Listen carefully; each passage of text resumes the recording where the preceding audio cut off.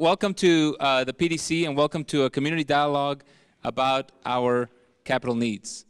And so tonight you're going to have an opportunity to share with us your input about our capital needs in the district. And so we're going to set this kind of stage by explaining how we got here tonight in terms of our capital needs in AISD. But before we do that, let me introduce the board members from our school board who were able to be here tonight. Mr. John Hibbs, school board member.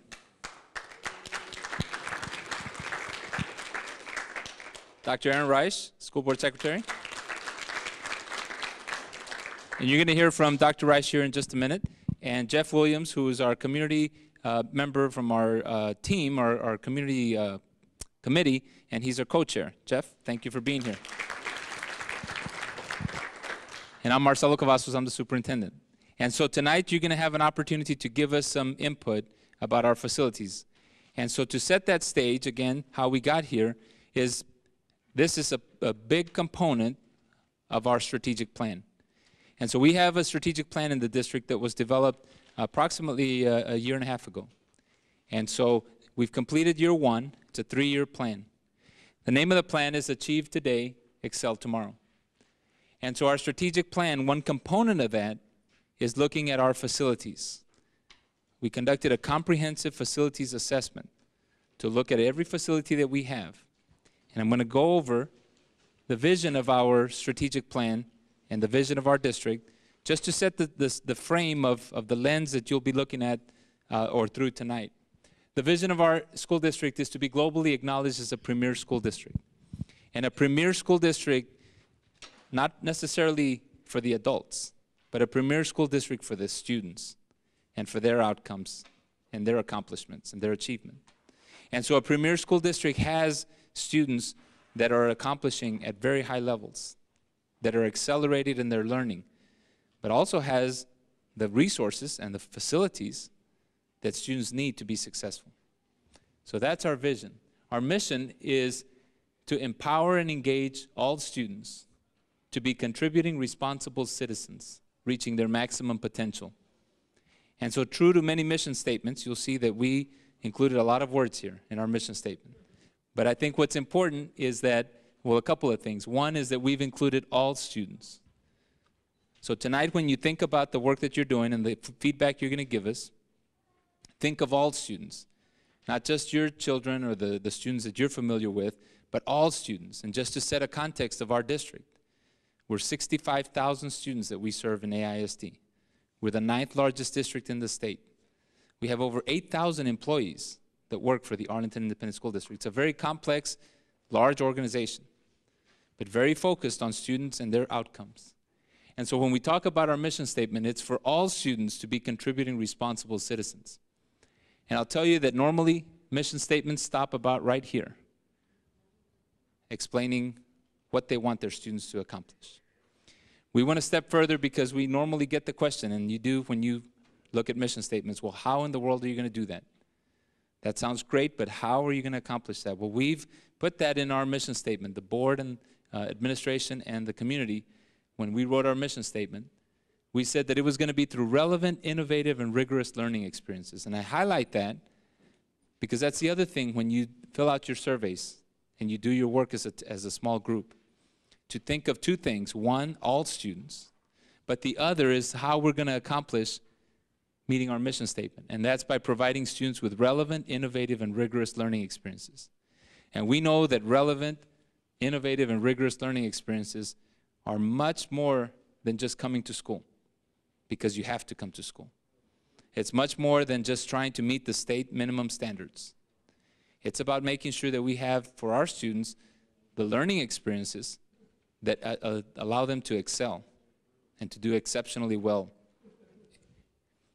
So, very quickly here, we've framed our strategic plan in 3 components that are critical for our students to be successful. And I'm going to go through them very quickly because there's a lot of information I could go through, but I'm not. So, one is for us to have inspired learners. And inspired learners, another way of looking at that is to have effective classroom teachers. In order for students to be inspired in our system, they have to have effective classroom teachers. One component of our success and how we're going to be successful. Effective leadership, and you know that it's important for leadership to be in place at the school level, at the central office level, at the school board level, at the student level, in order for students to be successful. And then an engaged community, that we ask our community to engage with us to help our students meet their learning objectives. And so that's the third important piece of our strategic plan, the framework for our success. And I shared with the group just about 35 minutes ago at Bowie, and we're having one of these sessions there, that recently there was an editorial in one of the national newspapers talking about all the initiatives that education has gone through in the last 20, 25 years. Open concept, school within a school, block scheduling, traditional scheduling, you name it, all those initiatives. And it was being critical of education as going through all those initiatives. And I was asked kind of to reflect on that editorial, and if I could boil down those components that make a school system effective for students and for their outcomes. And to me, it was very simple because I looked at these three things. And these three things, they've stood the test of time, and the research is clear, that you have to have an effective classroom teacher in the classroom if you have any hope of students being successful. In fact, an effective classroom teacher over a period of time for students completely changes their life. But it doesn't happen by itself. You can't have just effective classroom teachers and that be enough. You have to have effective leadership. And you have to have leadership that works well, understands the needs of students, changes with those needs, supports staff, but also holds people accountable. And you have to have the leadership across the district, across the system, from the school board down to the classrooms and the teachers and students, etc. And then the third piece, you have to have an engaged community.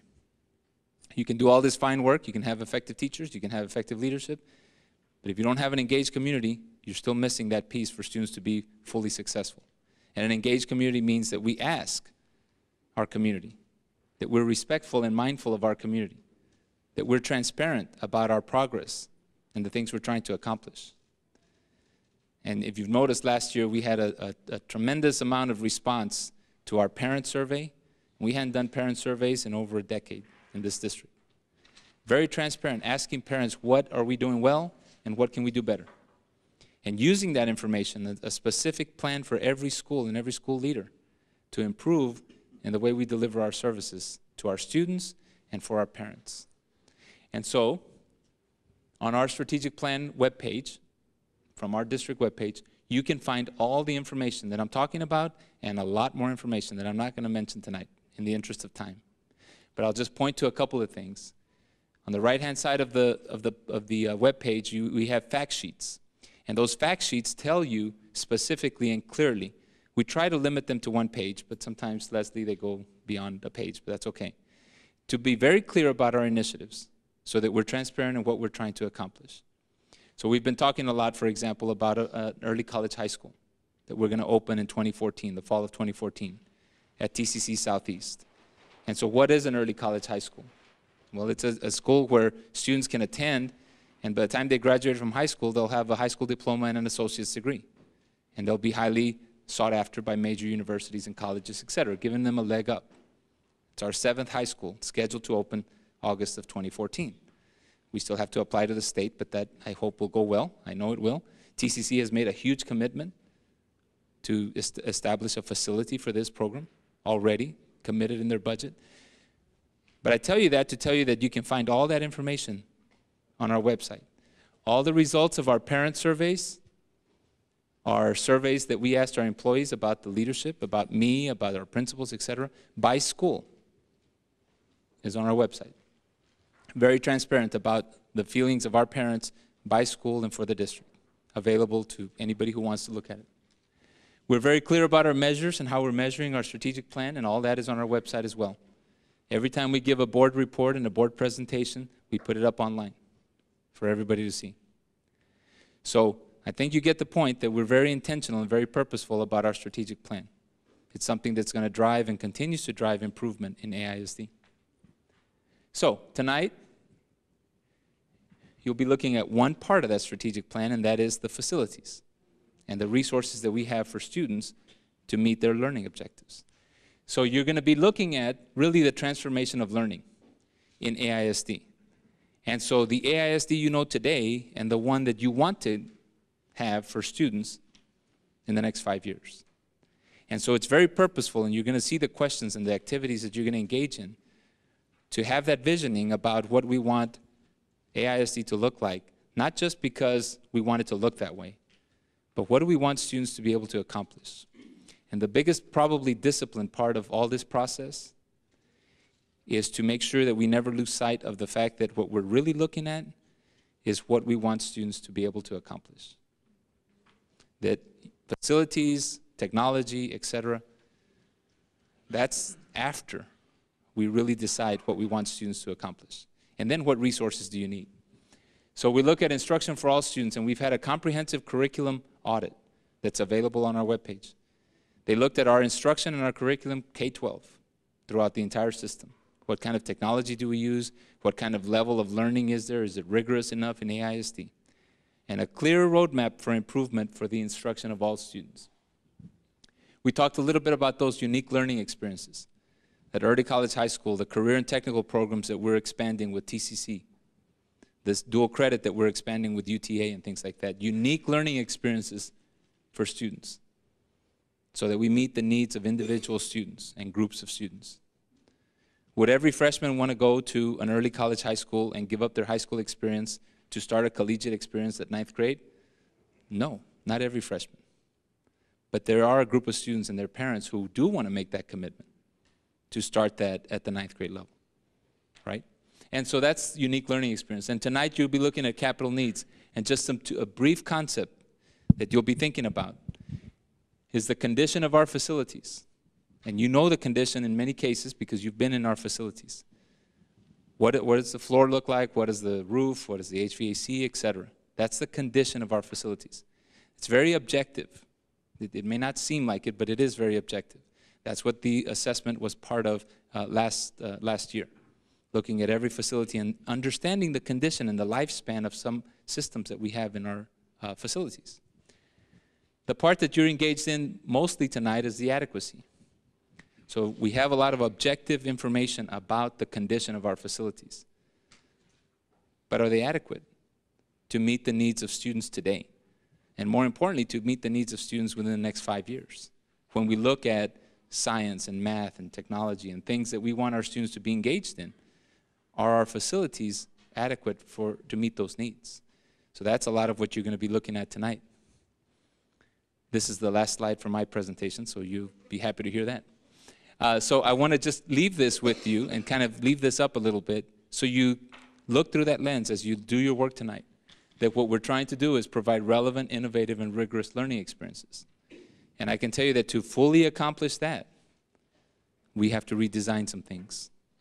Not only the instruction, not only the curriculum, but in many cases some of our facilities, in order to meet this very high standard so that we can meet our mission statement of empowering and engaging all students to be successful.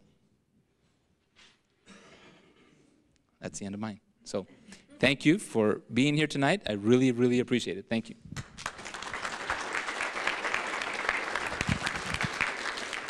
Dr. Rice. Thank you very much, Dr. Cavazos. On behalf of the Board of Trustees, thank you so very much for being here. One of the pillars of the 3 pillars of our strategic plan is engaged community. That's all of you here tonight. Thank you, thank you, thank you. Before I go into any further detail, I noticed that there's some students here tonight. Can the students that are here please stand up? Let's give them a round of applause.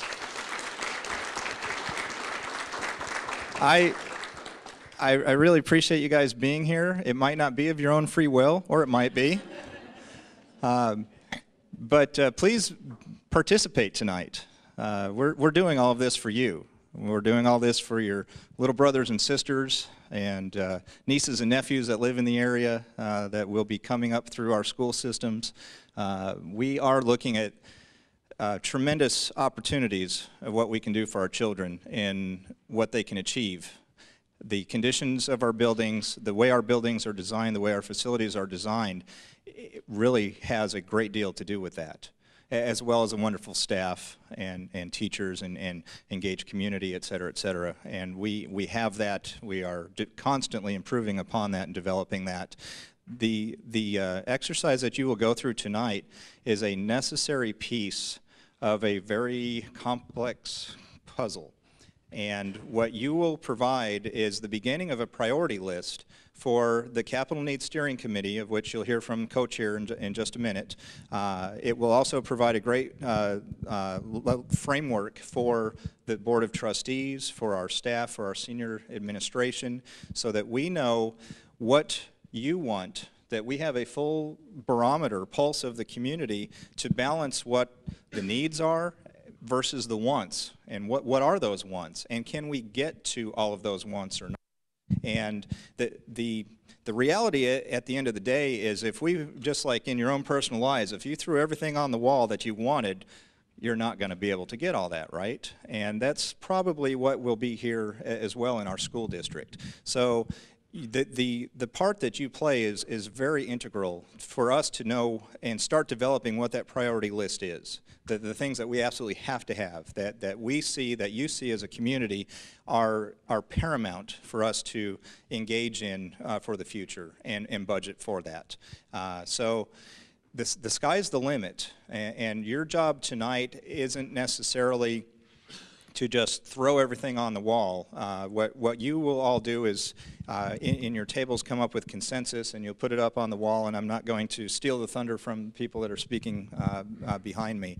But I just thank you so much for being here. This is a very involved process. It will take several months to digest this information, as well as the facilities assessment data that from the facilities assessment that has been undertaken and recently completed. Lots of information. Transparency is key. Open communication and collaboration with all of you. It's our community together. What ultimately will happen here is better facilities will result in a better education, better achievement for our students, better school system, happier, healthier community, will increase our property values, will increase the likelihood of families and businesses wanting to move to Arlington, and that's really what we're all here for. We want to see a vibrant, sustainable growth economy and community, and this is a very key component of it, because our district, when people move, what's the first thing on your mind? What's the schools like? And we really, really need the input from you to help guide us moving forward. So that's all I'll have to say tonight. With that, I'll introduce one of the co-chairs of our Capital Needs Steering Committee and let him explain a little bit about the process and himself, Mr. Jeff Williams. Thank you so much, everybody. Appreciate you. Well, I'm a community volunteer. My name's Jeff Williams, and I'm excited about the school district strategic plan. Aren't y'all? I think that's a good reason that many of you are here. We want to make a difference. You may go, well, who is this guy? Well, I'm a parent of 3 kids that came through Arlington Independent School District and benefited from it. I also was a parent of a teacher that was here in the district until last year when she got married and moved away. But I've seen it from different perspectives. But, you know, we have a great legacy to build on here at the Arlington ISD. And I think that many of us feel like that we're really at a major milestone here in trying to meet the challenges that are there in education. Our steering committee is made up of quite a cross-section of people, from teachers to parents to concerned citizens there. And it's about 35 of us, and when I walked in, I was so impressed to see that these are people that are workers who have done a lot in a lot of different areas, and it also reminded me that, hey, this is an important time in Arlington Independent School District's history. And I'd like for all of our steering members to stand, steering committee members to stand so y'all can see them.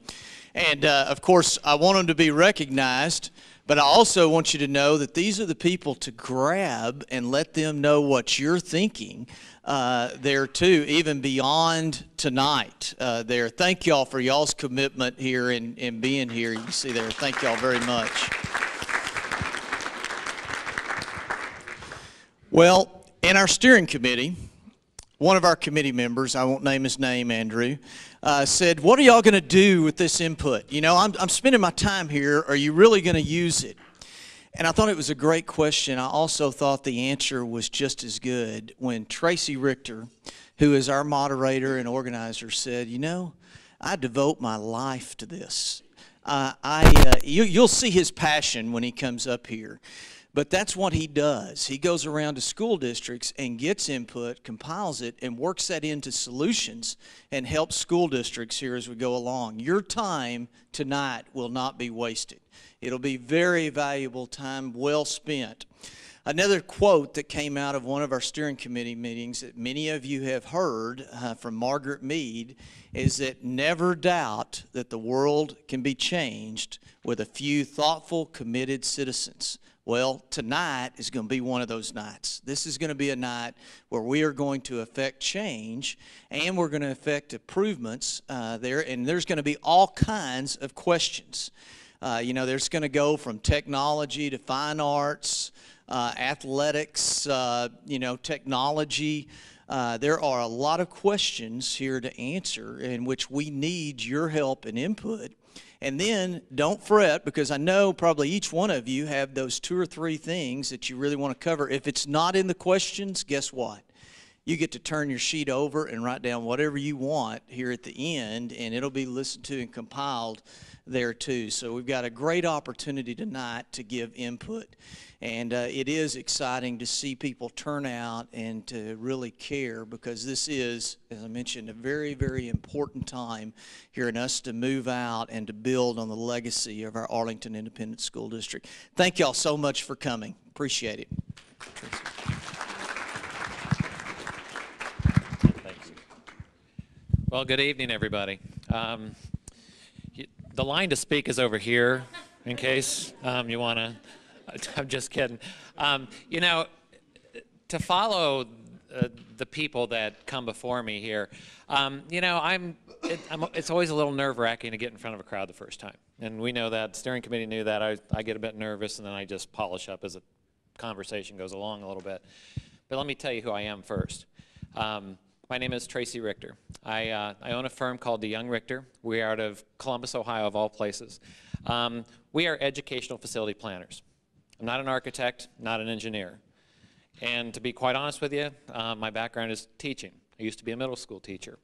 And so I come from a perspective of really focusing on program and making sure the education works within your facilities. We partner with Jacobs Engineering, a fantastic national and international firm that we've been working with as the Magellan Group, who was in the Jacobs Group. They bought them a couple years ago, but we've been working with this team for almost 15 years and built a relationship of going to school districts and really evaluating facilities and using their expertise in engineering, in architecture, to go really evaluate your facilities. And then using our expertise in a lot of different avenues, including demographics and especially education. But the facility planning component to this, and we have worked in about 46 states. I've worked in districts as small as 500 to districts as large as 275,000. And what I've learned in this process is that this process has to be built within each community. Your needs are so much different than, I don't know, the 200 districts that I've worked with in the past. And so how we do a process is an engagement of step by step, building this step by step. Tonight we're going to give input regarding the rules to planning. You're not going to see a lot of data, but tonight's not about data. We really have to know what you guys think about how we plan your facilities. I can come in and I can say, well, maybe you should do it this way, but why should you trust me to do that? Because I don't live here, I don't pay taxes here. What I do know is that you live here, you pay taxes here, your kids are going to go to school here, their kids are going to go to school here. And so it should be up to you to build the rules that we plan by. Given some good best practice information, as best we can, providing some insight to what we've seen work, what we see don't work necessarily. But that's kind of our role here in what we do. A facility plan is really about a compilation of a whole lot of data. And, you know, when you sit down and think about what decisions have to be and what data pieces have to be used to make decisions in facilities, it really is a lot of different components. And what happens in school districts, and this happens everywhere, is that facility decisions are made because maybe a school gets built or a demographic shift happens or something happens to a building that we have to adjust to. But we have to use all kinds of different pieces of data. And I'm going to kind of go through that a little bit. First of all, you obviously have to look at the condition of facilities. We look at two components. We look at those systems. You know, how good are your roofs? How good are your floors? How good are your air conditioning units? And go step by step. The Jacobs Group has walked every school, seen every room, seen every nook and cranny of every building in this district to try to come up with a comprehensive list of all the deficiencies and all the needs on a systems level. And that stuff, folks, isn't flashy. It's not. Nobody wants to come out and hear about broken belts on air conditioners. You know, you're here to talk about how the programs fit in there, but I'm going to tell you, without good air conditioning or good roof systems or good anything in the building, those programs do not work. So facilities have to support that vision, and they will do that. So that condition piece is very important. The other piece that we put in there is an educational adequacy. Do the things within those buildings really fit the programs and the program requirements that you have? As you walk into buildings, as a former teacher, you know, my last teaching gig was in a 1950s building, you know, 700 square foot classroom, asbestos floors, you know, the whole works, aluminum windows, you've all seen them. But, you know, I think to this idea of how buildings have evolved in time and the trends, and we talked about it earlier, that all these trends that have happened in time, and you think about, did they stick or did they not stick? But the interesting part to that is that as this whole education thing has changed, the buildings haven't necessarily. You know, educators have been like Marines. They've adapted and overcame because that's what they do. They get around those obstacles to make sure that students get the best educational experience they can. And so when we start to look at facilities and we start to look at all those buildings that have 13-foot wide hallways with just boxes on each side of them, and kids coming in and out, and we think about how we learn today and how we've learned in the past, it's changing. So we have to evolve with that change. And so the adequacy of a facility is directly related to that. We look at those buildings and we say, hey, how is your technology related to your program? How many outlets do you need for power in rooms? Because you all have enough power. How much storage do you have? Every teacher says they have plenty of storage. And I know you're laughing at me because you don't. So we look at all those things that mean a lot to delivering education on that side. The next thing that we look at is we do look at that program analysis, evaluating what special ed is going to look like, what career and technical education is going to look like, what program needs are out there and that align with the demographics that you need, because then the next piece that you get is demographics. So I see these groups of students that that kind of crop up in these areas, and they have to travel way across the city because the only services they can get are way across the city. Instead of tracking that kind of enrollment and saying, hey, we've got a group of students or a cohort of students up in this area that need these services, and our programs are way on the other side of town, how about we move that service and we take the mountain to Muhammad once in a while and allow students access to programs in the facilities? Little hitch here. The facility can't support it. And so we've got to adapt to that in time. And so demographic shift and all these things come together. Now, that all sounds great, but what happens to boards of trustees is they get this information at, I don't know, 4 or 5 different times during the year, and they're expected to make really good decisions on facilities based on an enrollment report that comes in October, based on a budget report that comes in May, based on facilities reports that come in the fall. And they piece this all together, and they do a really good job of it.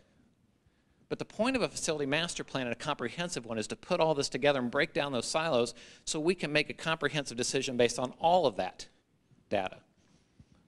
Sounds simple. Yeah. So, along with that, let's just throw in that we have to meet the needs of each community, but carry on a district-wide vision, provide equality in schools, and get all this feedback and try to tie it all together. Well, that's what this process is about. Tonight is really about setting the framework. You see, it's a little different setting tonight. There's not a microphone set in the middle of the room, so somebody come up and speak for 3 minutes at a time. You got board meetings for that, and again, board, we appreciate that. So you allow us to do that. But our job is to collect data. And the way we collect that is we do it through a written form, and we try to build consensus in smaller groups like this and try to build that and build that and build that, with the idea to take that as part of the framework as to how we plan buildings. And so when we ask you about things like career and technical education, and we ask you, should those programs be in high schools or should they be in a center? Or what are your priorities when we're making decisions on how schools should be renovated or replaced? Those are the rules that we have to live by. And later on in the process, in the next set of community meetings that we have, where you're going to see a bunch of options that come out for schools, those options have to fit within your rules. They also have to fit within the data that we have. They have to fit the demographic. They have to fit the condition of facilities. And so all this gets tied together to create the future vision of what a facility plan is, 5 or 10 years. So to go through this process, you can see that, we've been at this probably since March, and we're on step 5 of 12. It's a 12-step process. Most things are. We kind of joke, the first thing you got to do is admit you got a problem. Okay? But the first part's really about data collection. And it really is, and I've just told you about a lot of that, but it's really engaging the community and doing it by a group of stakeholders that's a smaller group, but represents the entire district. Then coming to the community, and then eventually coming back to the community right here and telling you, this is the options we've come up with. Because there's more than one way to do this. Okay? So let me take you back just for a second. And sometimes you have to move backwards to move a little forward. But when you think about education, and this is and truly the heart of this, and the foundation of how we're going to make decisions, is how this really impacts the student. Again, we can talk about roofs all night long. We got some Jacobs folks here, they'll be glad to talk to you about it. But if we look back on education, we think about, okay, historically, look how this system was built. So the earliest educational delivery model was the apprenticeship. Simple enough. Go back to biblical times. Can you note an apprentice there that might have been a carpenter? So you think back to how education was and how it's been delivered. And in the late 18th century, Thomas Jefferson develops this idea of a public school system. Every student can get educated. Now, folks, that is a BHAG, a big, hairy, audacious goal. If you've ever read The World is Flat, that's in there, okay? But how Thomas Jefferson saw it is he saw there was 2 streams of students. He saw the learned, and he saw the worker. Now, it's a pretty simple classification, I guess, in an agrarian society. But as time moved on, and we start to go through and we see the first public high school occur in the early 1800s, and then the first foundation of the Department of Education, hallelujah, we got a DOE. But when I think about the education and how we've evolved into the industrial age after the development of the Department of Education, we decided that we need to set our schools up just to model our society. Bottom left-hand corner. We're going to put people in factories, and we're going to line them up, and we're going to educate the masses. Because that's how our society is. Now, our classrooms in a lot of parts of this country still look a lot like that. But we've moved away from those kind of ways of learning. Now, there is still purpose in that. We don't throw out things that have worked in education because there's still a lot of good stuff happening. But we have to evolve to the need. And so I think, what if I were to create a Department of Education today? What would be my goal? How could I educate kids the way they need to be educated to prepare them for the future? So, I'm going to show you about a 2-minute video. Has anybody ever heard of the Khan Academy? It's great stuff. I'm going to play a short video here because I want you to see this idea about mastery concepts and how future of education, and it's not for everybody, but how we should be thinking moving forward. So when I think about, and again, I'll relate this to facilities because this is critical. There's a couple things in there when I watch that video that always stick out to me. First of all, this idea of fixed time, which is always confounding to me as a social studies teacher. And let me tell you the story. Every 3 years, McGraw-Hill would show up with a new textbook for social studies. And guess what? It had 3 more years of information in it, and I still had 180 days to teach just a bigger book. Now, mastery of a social studies book, almost impossible. You pick and choose, and you try to get to your objectives. But thinking about how you master and the time that's given to master makes us really think about the difference of education as we move forward. The engineers that we put out of our educational system better know why you structurally put a bridge together the way you do. It better not be 70% right. And it's much like how our facilities will support it. And so as I think about how that progresses like that, I think about, well, does education have to look the same? Well, maybe it does, maybe it doesn't. Because when I look at facilities, I think a lot of underutilization. I think on the fringes, we use facilities really well. We use athletic fields a lot. We use fine art spaces a lot. We use all those fringe things, but the core of our buildings remain empty probably 66% of its life. And as I think forward in education, and I think about if I'm going to look at facilities in the future and think just a little differently, let me go back to demographics. Let me think about this. If I, let's say, have a projected high school student enrollment of 15,000 students in 10 years, do you think I need 15,000 seats to house those students? I see a lot of head shaking no. But the minute you present a facility plan that doesn't have as many seats as you have students, it's heresy.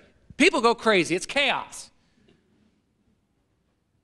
Because we think about schools as we have to get them in this certain box at a certain time and allow that to happen. Now, I'm not suggesting that you go to the far extreme and everything has to be year-round or everything has to be a double schedule or everything like that. But, folks, that's how we have to think about buildings, because in the future, there is just not enough capital to keep building and building and building and building. I'm not sure the governor has called the superintendent here and says, hey, I'm going to give you all the cash you need to build as many facilities as you need, because it just doesn't happen. And so in a facility plan, we think creatively about how we do planning. That the idea that you can use local colleges or local colleges can use your buildings. That we think about the trades out there that can go use real professional space, or they can use your professional space for retraining. And we think about how we use these buildings differently. If I look forward and I say how we're going to prepare our students, and I look at the 10 to 20 projection, this is out to 20, and I think about how we are preparing our students. Now, if you look out there, the highest percentage of growth goes back to the apprenticeship, that idea of an apprenticeship. You know, there's a real popular term out there called career and college ready now. You've all heard it. I actually like to just kind of prescribe to the idea that career ready. College happens to be one pathway to a career ready student, and it's a great pathway. But there are multiple pathways to get students to really succeed. And once you find that kind of trick to get them all, guess what? They're all going to engage as lifelong learners. And so we have to prepare our facilities to make sure that we're preparing our kids to do that. So if I go back to the Thomas Jefferson model and I say I've got the learned and I've got the trades, how do I start to merge that? And how do I convince DOEs to say, hey, you know, that student that wants to go over in the career and technical wing, and he wants to take a class that he wants to become a plumber, and he has to take a math class where he learns angles and he learns measurements and he learns all that. Why shouldn't that be counted as a math core credit? But you know what? A building looks a whole lot different when you start thinking like that. And our facilities are going to have to match that need. Now, you know, unfortunately, those who have heard the spiel, you're going to hear these same jokes, and I'm sorry for that. But, you know, the one thing that, and I have a lot of people ask me about the future of education and thinking about how we really plan for that. Where do you think it's going? And I'm going to tell you, I look them right in the eye and go, I have no idea. Because we don't. 7 years of teaching middle grades education, I taught under 3 pedagogies of middle grades education. And I did it all in a 750 square foot classroom with aluminum windows and bad air conditioning. But 3 different ways of teaching, but I had to do it in the same building. So again, our buildings are going to have to start adapting a little better. Not just on the condition side, but the adequacy side. And really preparing to go this way. And I've lost my clicker somewhere. So, I'm going to go over that. So, I'm going to set you off on the first group of questions. But when I set you off on this first group of questions, I want you to think about a couple of things. You know, we started this whole education thing one-to-one. We started it in apprenticeship, high skill, high level of skill. We moved to this idea that we had many instruction for all, a more industrial model to try to get everybody to learn. Lower skills for the most, high skill for some. And we've all seen it, and it's just part of the system that it's in. Some districts are better than others, no question. But how can we move forward then? Can we integrate the technology for everybody? Can we make the best of both worlds for everybody? The foundation of the questions that you're going to answer in this next part are going to start shaping that. They're going to start bridging some questions that I have as a planner of this to make sure that I can start moving forward with what we do. So let me kind of explain what you have in front of you. First of all, you have a facilitator at each table. It's a steering committee member. And if you haven't gotten an individual questionnaire, they're going to give that to you pretty quickly. The individual questionnaire is actually kind of a lengthy one, but we're going to break it up into a couple sections here. The first one, the first 11 questions, or I'm sorry, the first 9 questions are really focused on giving us a priority, kind of thinking through what the priorities for facilities will be. Later on in the conversation, we're going to ask about fine arts. We're going to ask about technology. We're going to ask about transportation. All of the things that support what we're doing. But I'm going to give you, it's probably what we've gauged in the other 3 meetings. This is probably a 10, 12-minute exercise to get through these first set of questions. A couple will take you longer, and a couple are pretty easy checkoffs that you probably know. So I'm going to give you about 10 minutes. If you have a question, either ask your facilitator or raise your hand, and I'm going to come and I'll come and answer the question.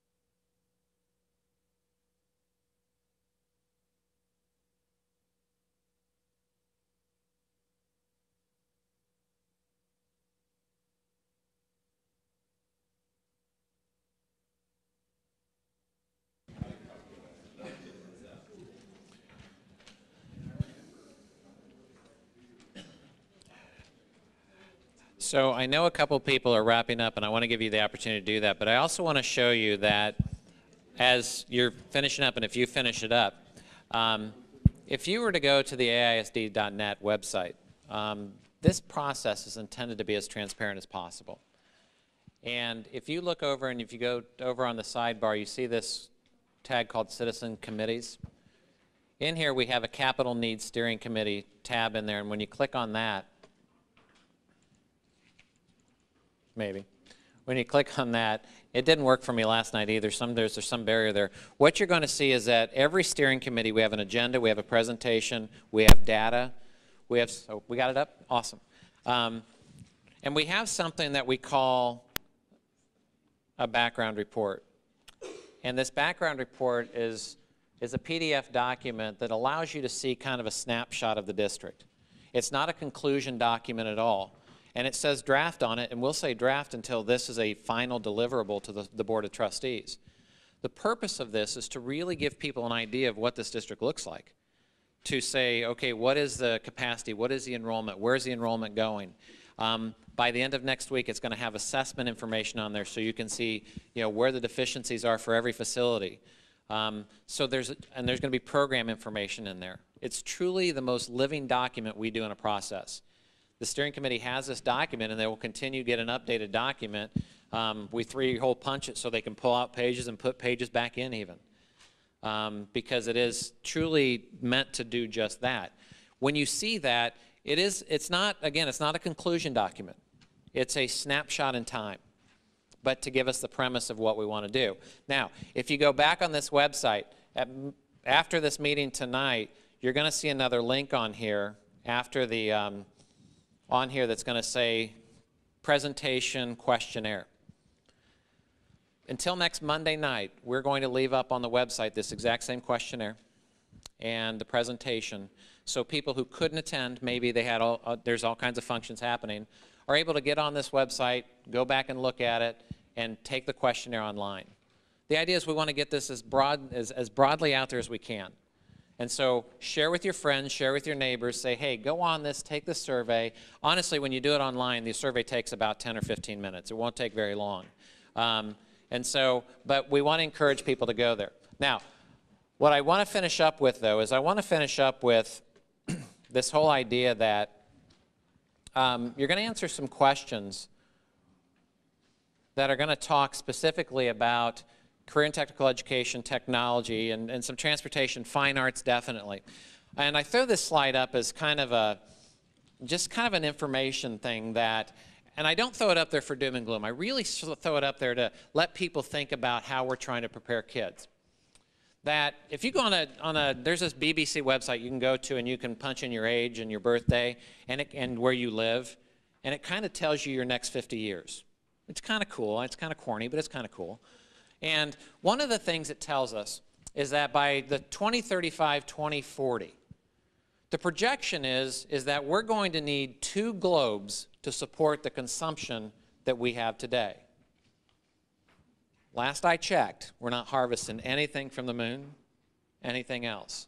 Now, but as I start to look at projections out to 2050, the best guesses tell us that 1/5 of the world's population is going to live on the continent of Africa. That flourishing continent of agriculture and all kinds of good materials so people can eat and live and have healthy lives. I'm exaggerating just a little bit. That's my 7th grade sarcasm coming out. But what it tells me is my 10-year-old daughter, when she's 32 years old, is going to be faced with a world of 20% of the population needing support and resources and being prepared to help a population that is going to need that. And the responsibility is there because, folks, the idea of 6 degrees of separation ended a long time ago. Everybody's been in a movie with Kevin Bacon. So we're down to this 1 or 2 degrees of separation, and our students, my daughter, is to be prepared for that in some way, shape, or form. And that's not doom or gloom. That's just telling me we've got this huge opportunity in a facility side to give my daughter an opportunity to go to this engineering course that links science, that links math, that links all of these things together to solve future problems.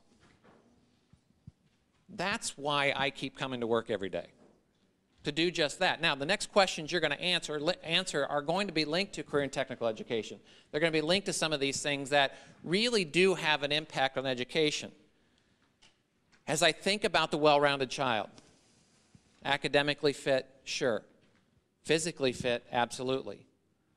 Culturally fit, a necessity. And if we don't have all of it, we're not preparing our kids the way they need to be prepared. And so we ask about all of those things that help us there. So I put that up there only as a conversation piece to say, look, we've got a huge opportunity out here. Now, if the goal and the vision of this district is to put a world premier district together, and it's world premier, and you're not thinking about 20% of the world's population being on one continent, then how are we thinking about world premier? And so there is a direct link there. I believe there is. It may seem far-fetched, and maybe I'm just kind of throwing something out there. But that's kind of my job in this first round, is to kind of stretch our thinking just a little bit. So here's how the rest of the night's going to go. I'm done talking, and I'm glad you're probably glad for that too. But here's what you're going to do. You're going to finish up the questionnaire, and then the facilitator at your table has a purple questionnaire. It's a group questionnaire. It's a shortened version of your individual questionnaire. And what you're going to do is you're going to try to come to consensus on the questions within that questionnaire. They're the same things you've already answered. Now, consensus. Yeah, put more than two people together, is that right? And you get conflict? That happens. We know that. Look, how you build consensus may be up to your table. Just maybe a vote. It may be just going around the table and saying, what do you think? There's some questions you may not come to consensus on. And if you can't, you know what, folks? That's as important to us as if you came to consensus. Because we have to know why you wouldn't come to consensus on something like that. Because those conflicts are real, and we just throw them on the table. Now, when you're done with that, the facilitator at the table is just going to take that group questionnaire, and those same questions are up on the wall. Now, again, this is kind of corny, but it actually is meant to give you some closure. There's nothing scientific about this. What they're going to do is take the group questionnaire and just go tick off and mark in there what the group answered. And at the end of the night, when you walk out, you can kind of see what the groups were thinking. Now, I'm not going to hold you when your group's done. If you want to stick around to see the results, great. If you don't, please feel free to go home. You have families, you have lives to live. But, well, some do. I'm not sure I do. So the last thing I want you to do, though, is before you leave, the registration form on the table, if you would please fill that out and make sure it's filled out legibly, if you can, because everybody here will be contacted for the next set of meetings. Put that in the envelope. Put your individual questionnaire in that envelope, and put the group questionnaire in that envelope, and just leave it on the table. And then you can feel free to leave. I'm going to be here a while. I'm going to walk around, answer questions. We've got all kinds of district personnel that's willing to answer questions too.